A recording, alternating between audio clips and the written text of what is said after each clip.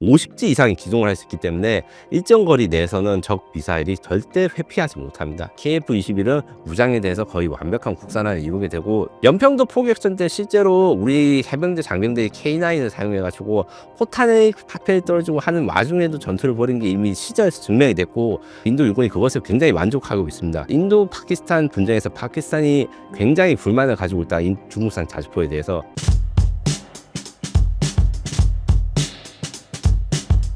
이번에 새로운 정부가 들어서면서 군사에 대한 칼럼을 하나 쓰셨다고 하셨는데 어떤 내용인가요? 저는 군사 쪽에서도 방위사업 전문가이기 때문에 우리나라 지금 방위사업이 어떻게 새 정부에서 이제 해결해야 될 목표 3가지 이런 것들을 제시를 했는데, 첫 번째로는 지금 현재 방산 수출이 좀 답보 상태에 있어요.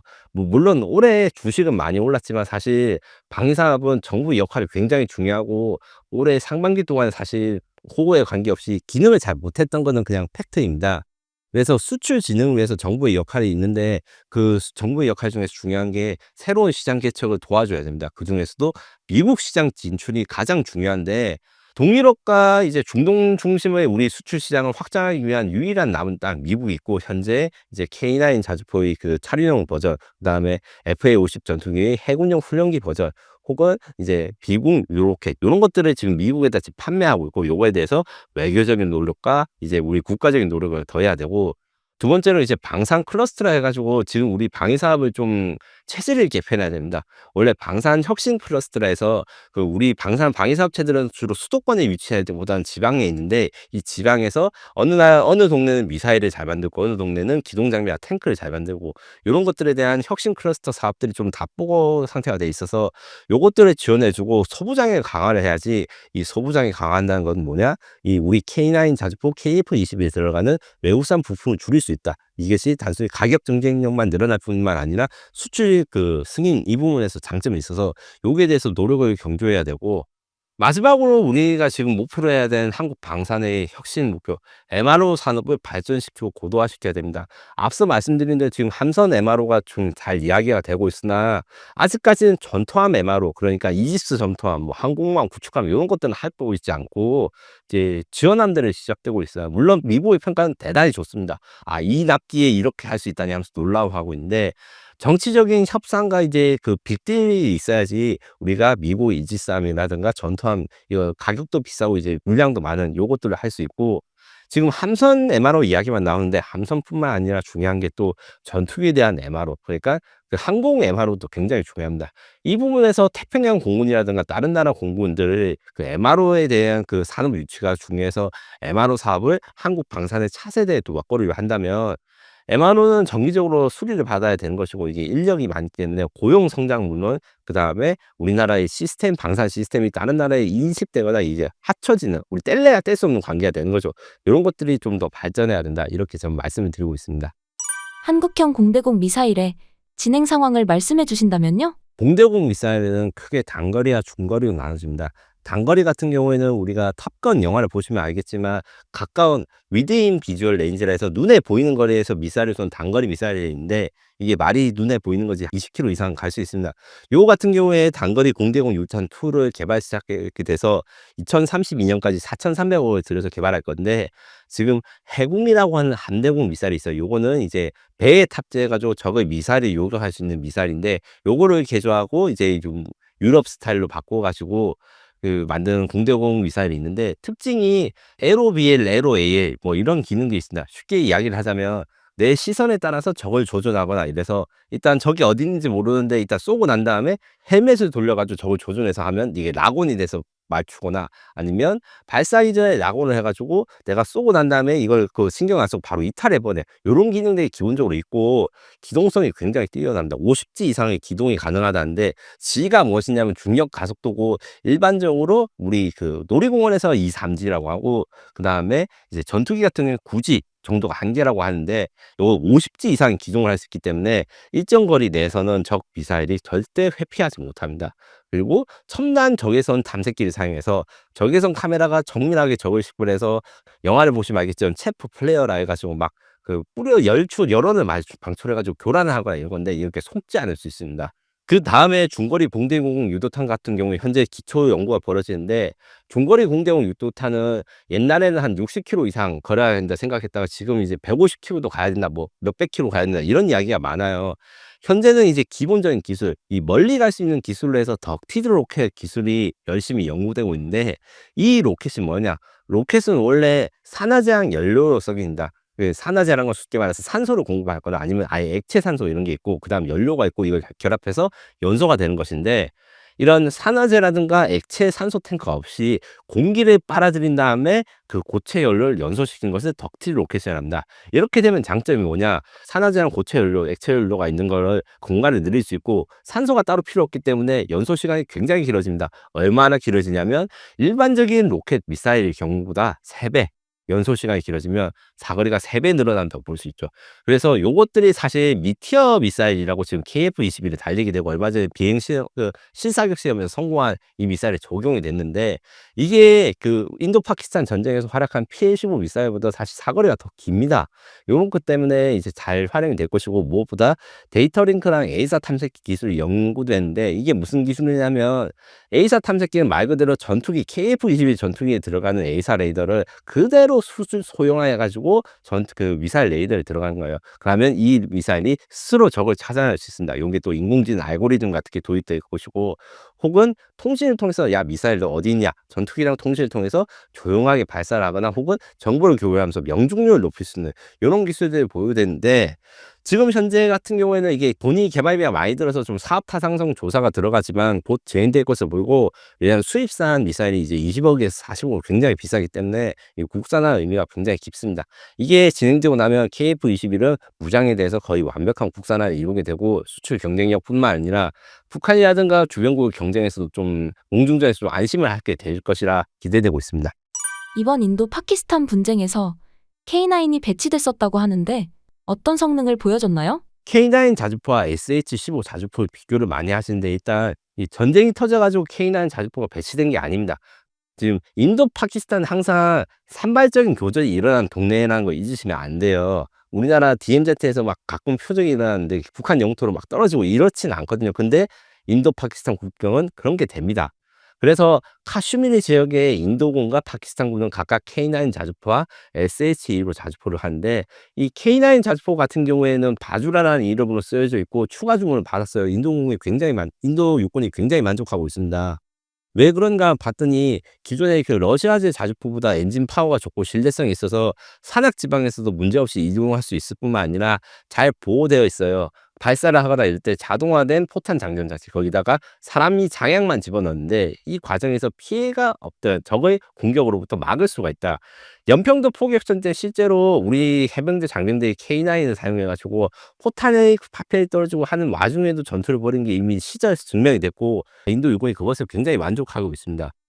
근데 이거를 거꾸로 말하면 이제 파키스탄이 사용하고 있는 중국산 SH-15 자주포에서는 이런 것들이 부족하거나 없는 것들이 많아요. 일단 차림용 자주포기 때문에 파워가 이런 게 좀 부족하고, 포를 쏠 때 어떻게 하느냐, 진지에 간 다음에 스페이드라 해가지고 이게 박는 그 말뚝 같은 게 있습니다. 그거를 박고 난 다음에 승무원들이 외부에서 포탄과 장약을 장전합니다. 이 말인 즉슨 이제 K9 자주포가 대포병 사격, 적이 포병 사격하면 이게 포병으로 대응하는데, SH-15 자주포는 이게 포병 대포병 사격해도 K9 자주포의 승무원들을 타격할 수 어려워요. 하지만 K9 자주포의 155가 이제 그 SH-15 자주포에 떨어지면 이게 승무원들이 다 노출이 되기 때문에 다 사망하게 됩니다. 이런 방어력이 크게 부족하고, 그 밖에 발사 속도라든가 전체적인 성능이 K9이 훨씬 뛰어나서 파키스탄은 사실 또 발전된 자주포를 요구하고 있어요. 중국에다가 자동 장전 기능이나 아니면 안에서 쏘고 이런 장전이 가능하도록. 이 아직 그 승인이 되지 않은 걸로 보이는데, 아마 파키스탄도 이런 걸 단점을 잘 알고 있기 때문에 성능 개량이라든가 신형 자주포 구매에 대해서 의사를 타진할 것으로 보이고, 그렇게 되면 또 인도가 K9 자주포를 개량해요. 지금 우리가 말하고 있는 K9 자주포는 K9A1이거든요. 그래서 자동 장전 기능을 가져서 승무원을 5명에서 3명으로 줄이고 발사 속도가 더 빠른 A2라든가 아니면 유무인 복합 자주포라는 차세대 자주포도 이제 아마 인도군이 이렇게 되면 자연스럽게 경쟁을 하면서 사게 될 것으로 생각합니다. 이번 인도 파키스탄 분쟁 전에 있었던 분쟁에서 파키스탄이 중국 자주포 성능에 대해 따졌다는 소문이 있는데요. 당시 어떤 일이 있었나요? 이 건에 대해서 제가 여러 가지 알아본 결과, 이 내용의 전모가 팩트를 체크해서 나온 것 단 없습니다. 다만 이제 정황상 인도 파키스탄 분쟁에서 파키스탄이 굉장히 불만을 가지고 있다. 중국산 자주포에 대해서. 여기에 대해서 여러 가지 대책을 요구했고 반영이 되었는데, 일단 파키스탄의 그러니까 인도의 카슈미르에서 포격전은 계속 벌어지고 있고, 여기에서 이 한국군의 K9 자주포를 인도가 굉장히 만족한 거는 팩트이고 100대 추가 주문했다. 요거까지 팩트입니다. 근데 말씀드린 대로 SH-15 자주포는 단점이 많고 좀 한계가 있기 때문에 인도군 입장에서는 이제 좀 자신감 있게 포격을 할 수 있고, 파키스탄 반대로 수정을 요구해서 제가 알아본 결과 일단 파키스탄 포탄을 바꾸려고 하고 있어요. 무슨 말이냐면 K9 자주포 공격을 받으면 위험하니까 K9 자주포 사거리 밖에서 공격할 수 있는 복합 추진탄을 중국으로부터 제공받고 있다고 합니다. 요거는 어떤 거냐면 포탄의 사거리를 늘리는 방법이 여러 가지가 있어요. 뭐 그 여러 가지 방법을 따라서 포탄의 종류가 달라지는데, 이 복합은 포탄의 사거리를 늘리는 방법을 3개 이상 적용해 가지고 있는 대로 늘린 겁니다. 그래서 약 K9 자주포는 40km 정도의 그 최대 사거리를 가지고 있는 반면, 중국은 지금 현재 50km대로 해 가지고 10km 더 늘어난 포탄을 파키스탄에 공급했고, 이러면 또 우리나라가 약한가? 그런 게 아닙니다. 우리나라도 물론 풍사에서 복합 추진단을 완성해 가지고 시험 사격이 됐습니다. 요것도 이제 또 인도에다 수출해 가지고 이 포격전에서 인도가 우위를 가질 수 있게 우리가 좀 지원을 해줄 수 있습니다. 다만 이제 실전 경험 리포트를 한다든가 이런 걸 인도에서 사실 내놓지는 않아요. 그 이번에 인도 파키스탄 공중전도 그렇고 잘 되든 안 되든 좀 비밀로 하는 경향이 있어서, 우리가 인도군이 이렇게 실전에서 활용하고 있으니까 다른 나라한테 사실 이렇게 세이지하는 것은 조금 어렵다고 합니다. 다만 우리는 말씀드린 대로 연평도 포격전에서 이 실전에서 성능을 입증했기 때문에 해외 수출을 하거나 해외 방산 전시회를 할 때 제가 들은 이야기인데, 하나 에어로스페이스 이제 직원 중에서 해병대 포병 출신 직원분이 오셔가지고 우리가 이제 해병대가 어떻게 싸우고 이런 것들을 항상 바이어들한테 말씀을 해주신다고 합니다. 2025년 K방산 프로젝트 중 가장 주목해야 할 게 있다면 어떤 게 있을까요? 녹화 시점 기준으로 이제 가장 중요한 이벤트가 하나 오고 있습니다. 장보고 3 배치 2 잠수함이 진수가 될 예정입니다. 이것은 장보고 3는 3,000톤급 중형 잠수함으로 우리나라 첫 독자적인 설계의 잠수함일 뿐만 아니라 SABM을 가지고 있습니다. 제가 얼마 전에 또 이 SABM을 개발한 개발자분과 또 만나가지고 이야기 좀 들을 수 있었는데, 성공했을 때 진짜 옆에 누가 있는지도 모르고 막 껴안고 울었다 하시면서 하신다라고요. 이 SABM을 수량이 늘어난 게 장보고 3 배치 2의 가장 큰 특징인데, 기존에 6발에서 10발로 들어와서 타격력이 늘어났고, 그 다음에 전지 부분에서 개량이 이루어졌으며, 차세대 성능 잠수함으로 지금 캐나다라든가 폴란드에서 제한되고 있는 모델, 바로 이 배치 2 모델입니다. 이게 곧 진수가 돼서 공개가 될 것으로 보이고, 한 명 이름도 제가 들었는데 이제 독립유공자, 그러니까 독립운동을 하신 분 이름으로 한다고 합니다. 또 주목할 게 첨단 항공 엔진 개발. 사실 제가 첨단 엔진에 대해서 지난번에 좀 설명을 드렸는데, 첨단 엔진 개발비가 좀 많이 들어요. 3조 원 이상이 듭니다. 이렇기 때문에 사실 이게 개발 승인이 나기 쉽지 않아요. 한국에서 국방 프로젝트가 몇 조 원짜리 들어가는 게 정말 어렵습니다. KF-X, K 보라매 전투기는 승인받는데 10년이 걸렸습니다. 제가 20대부터 이걸 추진해야 된다 이렇게 했다가 지금 40살이 다 돼서 지금 비행하는 그런 건데, 근데 당연하죠. 돈이 이제 한두 푼 들어간 게 아니니까요. 다만 이제 제가 확인해 보니까 정치권에서는 이제 정치 성향이나 이런 거 관계없이 첨단 엔진이 국책 사업이고 우리나라의 미래 먹거리라는 것을 인식하고 있기 때문에, 아마 빠른 시일에 첨단 엔진 개발 시작과 승인이 되면 우리는 이제 10년 안에 이런 국산 엔진을 얻게 될 것이라 생각하고, KF-21을 양산 1호기가 지금 제작되고 있는데 후속 사업도 벌써 시작되고 있습니다. 왜냐하면 KF-21의 개발사의 한국항공우주산업 입장에서는 당연히 인도 파키스탄의 전쟁의 교훈을 벌써 반영하고자 노력을 많이 하고 있습니다. 이게 낙스라고 하는 프로젝트 혹은 KF-21EX라고 하는데, 낙스라고 하는 거는 KF-21뿐만 아니라 KF-21이 사용하게 되는 인공위성부터 무인기까지 여러 가지 체계를 모으는 말이고, KF-21EX는 이 낙스라고 하는 체계 속에서 개량된 KF-21을 의미하는 건데, 이게 아직까지는 좀 지지부진해요. 왜냐하면 개발이 일단 블록 1부터 완료하는 게 먼저이기 때문에. 하지만 이제 인도 파키스탄에서 중국제 J-10 전투에 이렇게 위력을 갖고, 북한도 조기 경보기라든가 신형 중거리 미사일을 가져서 동대공 능력에 대한 성능 개량 요구가 있기 때문에 아마 동시에 추진돼서 빠르게 개량돼서 스텔스화된 KF-21을 우리가 멀지 않은 시간에 보게 될 날이 올 거라 기대하고, 여기에 대한 결정도 이제 정부와 박도의 정치가 안정되어서 좀 추진될 것으로 예측됩니다. K방산이 앞으로 넘어야 할 산이 있다면 어떤 게 있을까요? 지금까지 말씀드린 걸 일종의 좀 다이제스트한 거랑 비슷한 건데, 일단 수출 규제, 특히 미국의 수출 규제를 넘어서게 되는 이 능력이 필요합니다. 미국산 부품 같은 경우에는 이제 신뢰성이 있으니까 사기 쉽죠. 사용하기도 쉬운데, 폴란드 사건, FA50에 A사 레이가 들어갈 때 수출 승인을 받는 문제라든가, 무장 같은 거에서 아이 뭐 특별히 이유가 없는데 막 1 년씩 걸리고 이런 것들도 있어요. 이런 거 이유를 설명 안 해 주는 것도 있는데 이게 너무너무 힘들거든요. 일단 뭐 돈이 어쩌고 이런 거 떠나서. 그래서 "부품 국산화가 가장 큰 과제 중에 하나다." 그리고 그걸 위해서는 중소기업이라든가 능력 있는 기업들, 그러니까 우리가 흔히 이제 대형 방위사업 기업들도 중요하지만 이 방위사업 기업들의 매출이나 기술력을 보장해 주는 협력사에 대한 성장도 같이 필요하다. 이런 말씀을 드릴 수 있고, 우리 안보적으로는 미사일을 많이 확보해야 됩니다. 일만 양탄론이라는 썰을 지금 제가 많이 이야기하고 있는데, 이게 제 혼자 말하는 이야기가 아니라 국방과학기술연구소 소장님들이 이제 연구를 하고 미사일을 하다 보니까 북한의 핵무기에 대한 대응력을 가지기 위해서 일단 공격과 방어용 미사일을 많이 갖추고 전시의 조기에 전쟁을 종결하는 것이 중요하다.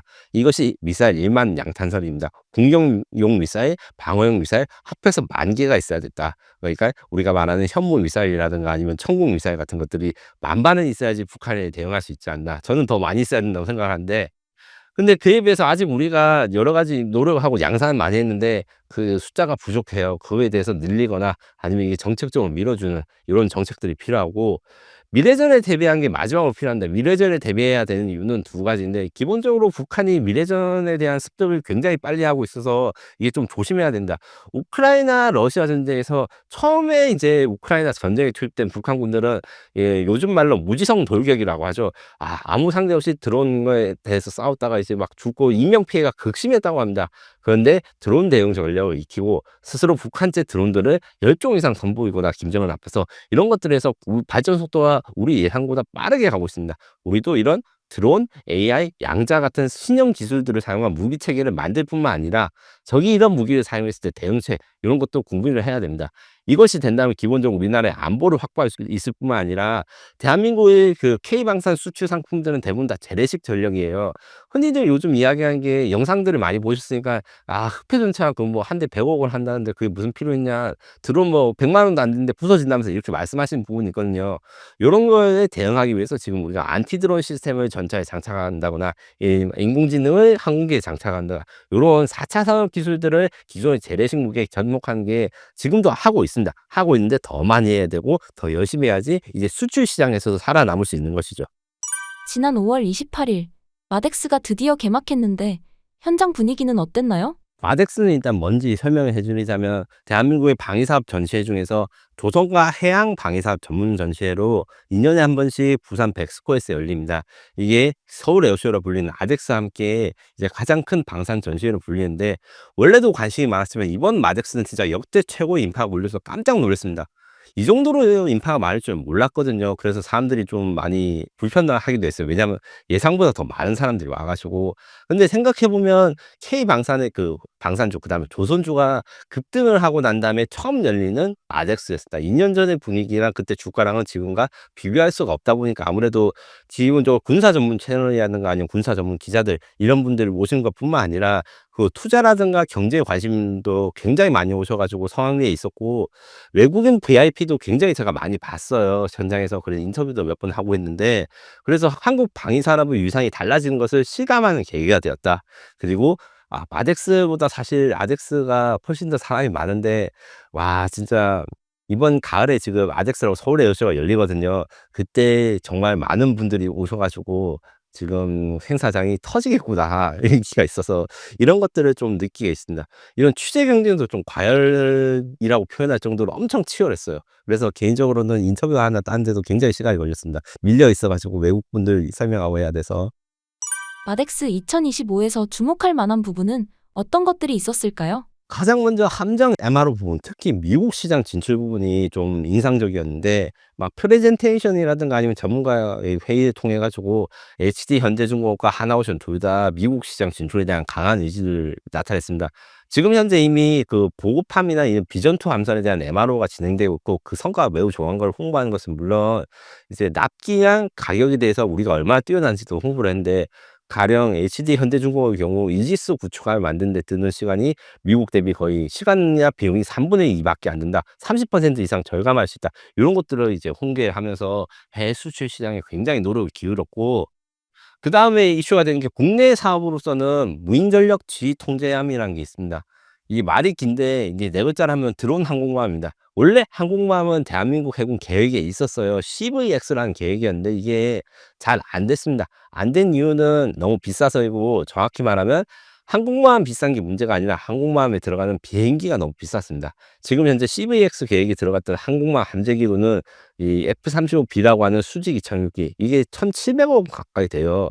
그리고 KF-21N이라는 우리 보라매 전투기의 함상형, 이런 것들을 고려했는데, 보라매 전투기는 또 가격이 싸서 좀 어느 정도 생산성이 맞는데, 보라매 전투기를 항공모함에서 운영하려면 캐터필트라고 하는 사출기가 필요합니다. 이 사출기는 옛날에는 증기를 썼다가 현재는 전자기, 그러니까 그 자기부상 열차 원리를 활용해 가지고 가속시킨 게 있는데, 이게 기술력이 굉장히 높게 필요하고, 한국이 일단 이 개발할 때 좀 어려움이 있어요. 좀 기술력이 높은 게 필요합니다. 그래서 답보 상태에 있다가 해군에서 생각을 바꿨죠. 왜냐하면 최근에 드론의 유용성이 유명해지고 무인 전력을 사용하는 게 중요해지니까, 그래서 드론을 운영할 수 있는 항공모함이 유무인 전력 지휘 통제함입니다. 그래서 마덱스에서 제일 관심을 가진 게 HD 현대중공업과 하나오션의 그 무인 전력 지휘 통제함 디자인인데, HD 현대중공업의 HCX23 플러스 이 무인 항모는 진짜 SF에 나올 디자인이었습니다.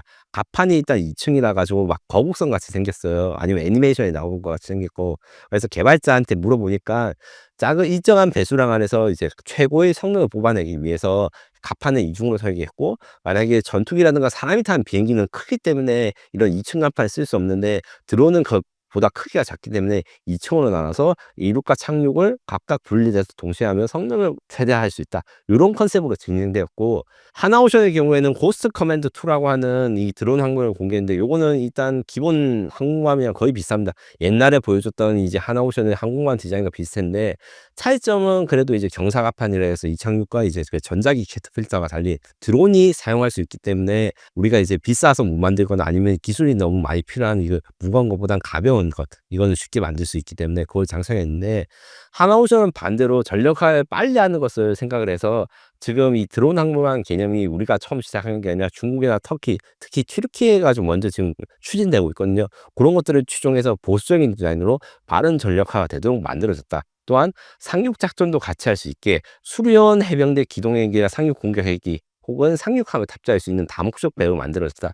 그래서 어느 쪽이 지금 승자를 잡을지 좀 기대해 봐야 되는데, 어느 쪽이 돼도 이게 좀 치열하게 경쟁을 하고 아마 한 척이 2조 원이 넘을 거거든요. 그거 같은 경우에는 그래서 이제 경쟁을 해가지고 어떤 디자인을 좀 관전할 수 있는 포인트가 될 것 같습니다.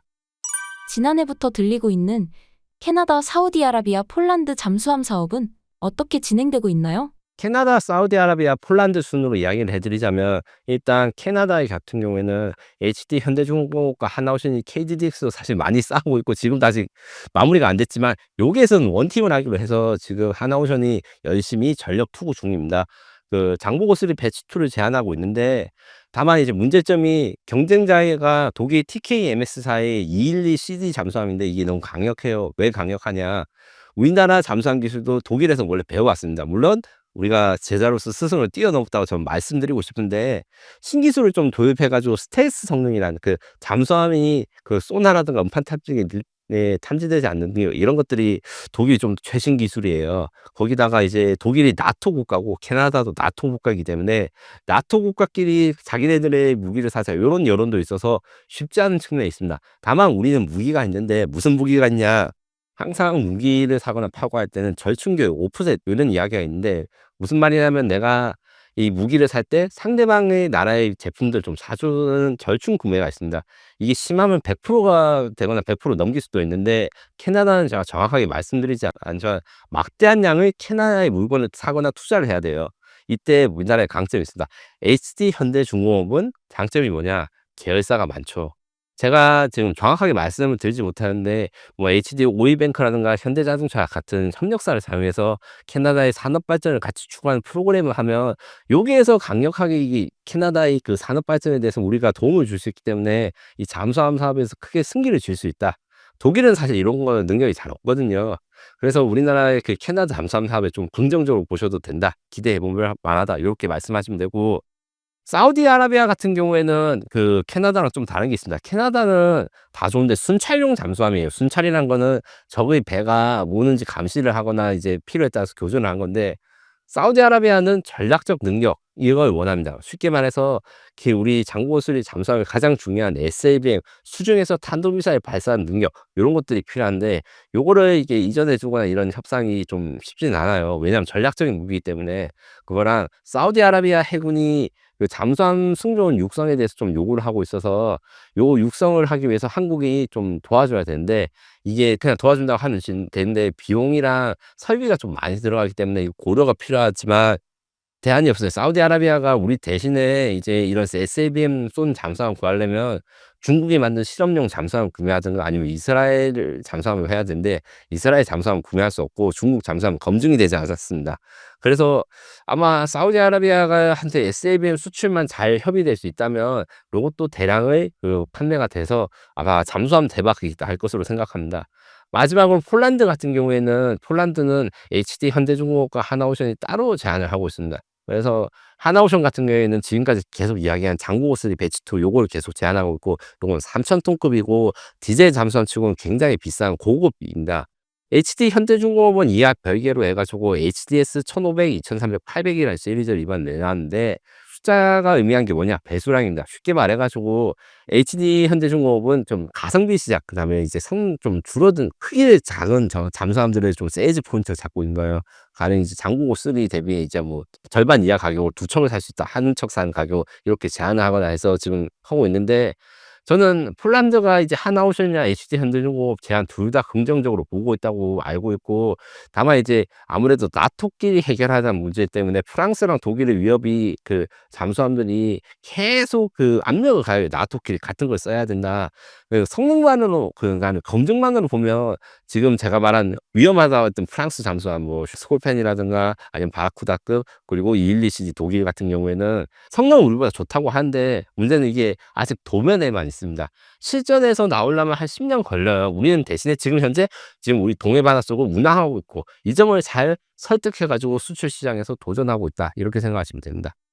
한국의 핵 잠수함 추진 가능성은 어떻게 보시나요? 우선은 그 지금 일부 언론에서는 장보고 잠수함이 원자력 잠수함으로 추진될 것이라고 하는데 제가 확인해 본 결과 장보고포는 이제 길이 80m 이제 무게 3,000톤급 잠수함 그다음에 첨단 함형을 적용한 잠수함으로 이미 설정이 되었고 이 말인즉슨 장보고포는 원자력 잠수함이 아닐 것이다 이렇게 말씀을 드릴 것입니다. 이게 오해가 생긴 게 이제 하나오션의 미래 잠수함 컨셉 중에서는 좀 대형 원자로도 탑재할 수 있는 잠수함을 이뤄했는데 요거를 정부에서 제안하거나 해군이 이제 요구를 해서 만든 것은 아니고 하나오션의 기술력을 확 보여주기 위한 수단 요거였다고 합니다. 그러면 과연 언제 핵잠수함을 만들 수 있냐 그리고 핵잠수함이 필요하냐 요 이야기를 해야 될 시점이 있는데 이게 핵잠수함이 좋긴 좋습니다. 거의 원자력 잠수함과 디젤 잠수함 성능상을 비교할 수 없어요. 디젤 잠수함이 제일 오래 연속 잠수할 수 있는 게 우리 장보고 3 잠수함인데 한 달 정도 잠수할 수 있어요. 근데 원자력 잠수함은 3개월 이상 사실상 무한히 잠수가 가능합니다. 이 오래 잠수할 수 있는 게 왜 중요하냐면 그 잠수함이 바닷속에 있다가 땅 위에 스노켈이라 해서 공기 흡입구 이런 거에 노출하게 되면 저희 항공기라든가 위성이라든가 배에 잘 바로 탐지될 수 있거든요. 그래서 굉장히 위험합니다. 이것 때문에 생존성에서 원자력 잠수함이 중요한데 문제는 가격이 5배에서 10배 이상 걸리고 제작 기간도 10에서 15년 정도 굉장히 길어요. 더 큰 문제는 핵폐기물을 어떻게 할 것인가 요 문제가 있습니다. 이게 영국이 지금 원자력 잠수함을 10척 정도 보유하고 있는데 이 문제가 있어요. 어떤 문제가 있냐면 원자력 잠수함 다 쓰고 퇴역을 시켰는데 이게 원자력 해체를 못 합니다. 해체할 공간과 시간이 없어서 어떻게 하느냐. 스코틀랜드 항만에다가 퇴역한 잠수함들을 그대로 넣고 있어요. 근데 스코틀랜드가 이거 독립하겠다. 왜냐? 원래 이제 영국 연방의 왕국이라 돼 가지고 이제 자치권을 보장받았는데 이 원자로 방사능 나온 거를 우리나라 그러니까 스코틀랜드에 짬 때리면 어떡해 하면서 막 반대 운동이 일어나고 독립 운동이 일어날 정도로 있거든요. 이게 작은 나라가 그래서 원자력 잠수함을 확보하는 게 쉽지가 않고 우리나라 지금 원자력 잠수함 연료도 농축률의 20%를 확보하는 게 목표라고 하거든요. 이런 경우에는 이제 6년에서 7년마다 잠수함을 반으로 갈라 가지고 연료를 넣고 다시 용접을 해야 된다. 잠수함을 반으로 가른다는 게 얼마나 힘든 일이냐면 잠수함은 500에서 700m까지 들어가야 될 때 강도가 높죠. 이 용접한 그 사이에 크랙 일어나면 그냥 바로 가라앉습니다. 물론 그럼에도 불구하고 원자력 잠수함이 강력한 건 맞는데 대한민국이 진짜 핵무기를 보유할 필요가 있을 수도 있고 그런 주장을 하는 분도 있죠. 근데 핵무기가 없는 상태에서 이 원자력 잠수함을 가지면 원자력 잠수함이 가지고 있는 미사일, 그러니까 SLBM 이야기를 했는데 이 화력은 F-15K 전투기 한 대에 한 번 폭격하는 거랑 거의 차이가 없습니다. 핵무기가 없으면 그래요. 재래식 그 SLBM은 한계가 명확합니다. 그래서 우리나라가 핵무장을 선언을 하게 되고 이제 핵무기를 가지게 된다면 이런 원자력 잠수함 당연하게 가야 될 것인데, 이제 호주 같은 경우에는 그 원자력, 그러니까 핵무기가 없는 상태에서 원자력 잠수함을 지금 추진하고 있다가 크게 지금 괜히 샀다 이러고 있거든요. 왜 그러냐면 가격이 너무 비싸서. 뭐 호주는 이제 B-21 폭격기라든가 아니면 이지스 구축함, 뭐 전력 증강 사업이 많은데 오커스라고 하는 원자력 잠수함 구매 예산으로 지금 한 척에 거의 20조 이렇게 이야기를 하니까 돈이 감당이 안 됩니다. 국방 예산이 줄어들게 되는 효과가 있고, 그다음에 원래 호주는 그 원자력 잠수함 구매가 허락받는 이유가 딴 거 아닙니다. 거기는 탈원전을 해 가지고 얘들은 원자력 잠수함을 줘도 이걸로 이상한 짓을 못 할 거야, 이렇게 NPT라고 하는 그 핵물질 규제하고 있는 국제적인 단체에서 봐 줬거든요. 한국은 안타깝게도 원자력 능력이 너무 뛰어납니다. 사실 이제 핵 잠재력이라고 하는데 일본보다는 떨어지지만 우리가 그 원자력 기술들이 굉장히 선진국이고 발달이 되기 때문에 오히려 이걸 받기가 어려운 것이죠. 얘네들은 출면 너무 능력이 좋기 때문에 불안한 거예요. 물론 트럼프가 딜을 해 가지고 너네들 핵무기를 뭐 허락하고 이렇게 해 줄게, 이런 딜을 갈 가능성이 없지는 않습니다. 하지만 그 대가로 우리가 줘야 되는 게 핵무기 보유보다 더 많을 수도 있으면 이건 좀 고려해야 됩니다.